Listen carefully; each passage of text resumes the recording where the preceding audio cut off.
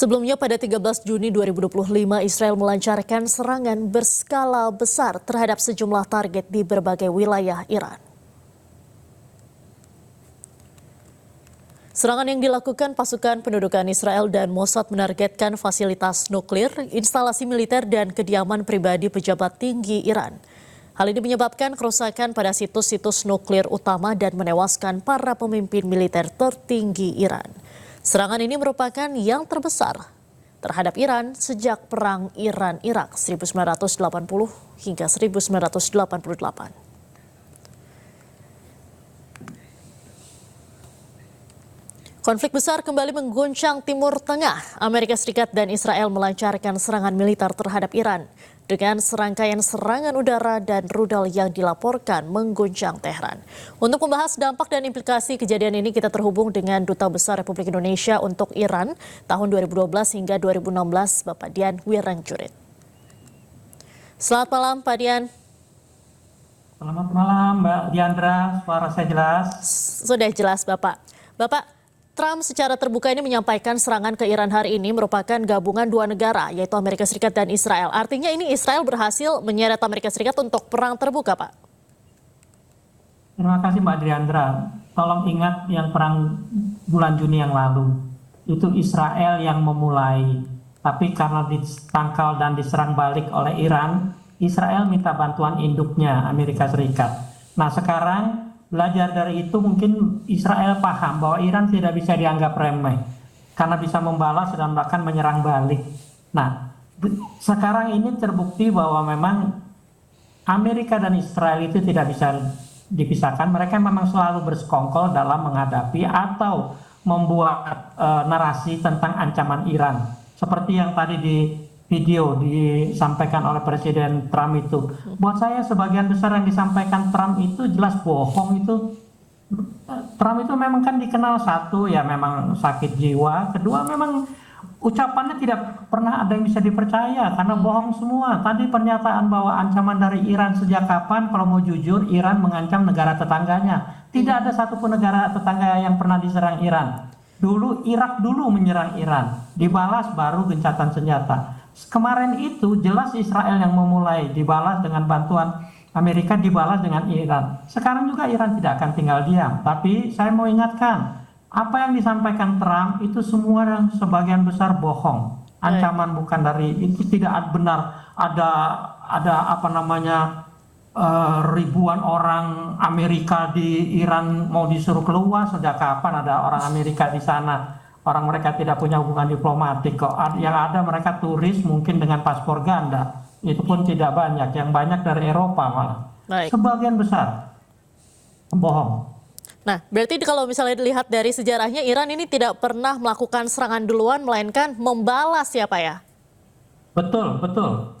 Sejak revolusi Iran berhasil mendirikan Republik Islam Iran tahun 79, Iran tidak pernah. Tapi catat Amerika, berapa puluh kali sepanjang sejarahnya sejak Perang Dunia saja, puluhan kali. Dan yang dilawan semua negara-negara yang tidak seimbang. Terakhir Venezuela.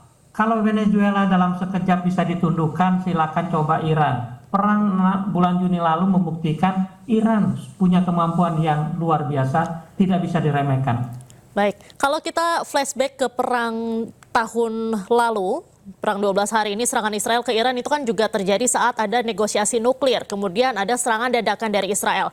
Nah, sama halnya seperti serangan hari ini. Ini juga di tengah perundingan nuklir. Ada kesamaan pola sepertinya ya Pak. Jadi seperti awalnya mengajak berunding, tiba-tiba diserang. Anda melihatnya seperti apa? Betul sekali Mbak Diandra. Itulah yang dilakukan oleh orang-orang pengecut seperti Netanyahu dan Trump.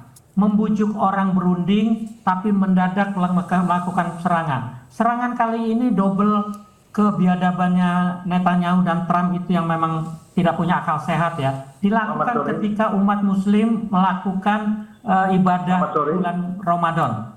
Nah, buat saya ini satu pelecehan terhadap agama yang pasti tidak akan dibiarkan oleh Iran. Baik. Menurut Anda, sekutu Iran seperti Rusia dan juga Cina ini akan ikut terlibatkah dalam perseteruan ini? Pertanyaan bagus, Mbak. Tapi begini, kalau melihat skala yang sekarang ya dari yang beredar di video hari ini, serangannya masih terbatas. Kalau dilihat tadi video yang pertama tadi, ada 2 ledakan di tengah kota Iran yang luasnya lebih kurang sama dengan Jakarta kira-kira ya. Itu berarti di tempat-tempat titik-titik yang tertentu masih terbatas. Saya kira Cina dan Rusia juga masih punya masalah dalam negerinya. Cina dan Rusia masih akan mempertimbangkan dengan hati-hati kapan mereka akan masuk. Yang pasti persenjataan mereka sebagian besar sudah dikirim ke Iran.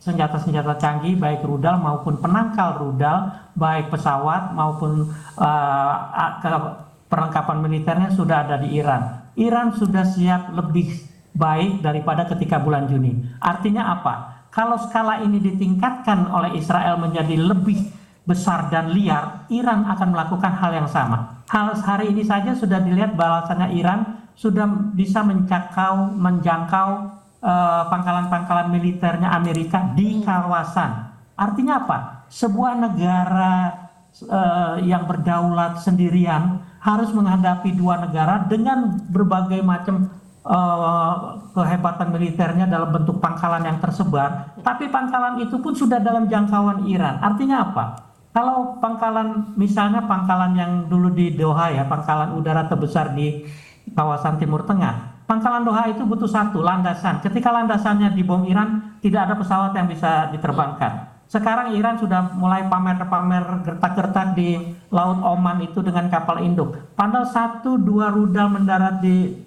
kapal induk itu tidak ada satupun kapal terbang yang bisa berangkat untuk menyerang Iran. Artinya apa? Israel dan Amerika masih terlalu gegabah kalau menganggap serangan kali ini akan lebih hebat dan balasan Iran tidak akan dianggap remeh. Buat saya balasan kali ini juga akan lebih dahsyat dari bulan Juni lalu. Baik, ini kan serangan dari Iran mencakup pangkalan militer Amerika Serikat yang tersebar di 8 negara Timur Tengah. Ini apakah bisa meningkatkan eskalasi konflik menjadi perang regional atau perang yang lebih luaskah, Pak? Saya kira 8 negara Timur Tengah itu sudah sejak awal mereka memutuskan menerima adanya pangkalan Amerika di negara itu, mereka sudah harus siap segala risikonya.